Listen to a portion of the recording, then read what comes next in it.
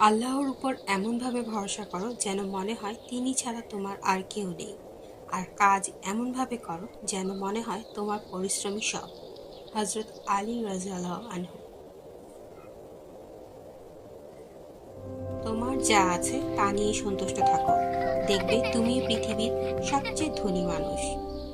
আল হাদিস।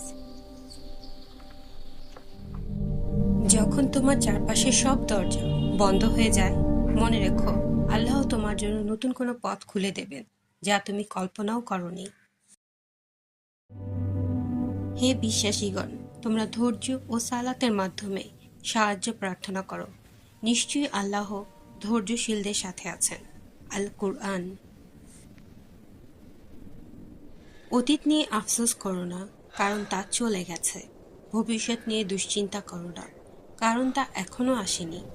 বর্তমানকে আল্লাহর ইবাদত ও শুকরিয়ার মাধ্যমে সাজাও। আজকের দিনে অন্তত একবার মন থেকে বলুন আলহামদুলিল্লাহ, কারণ আপনি যে অবস্থায় আছেন তা হয়তো অনেকের আলহামদুলিল্লাহ। কাছে একটি স্বপ্ন।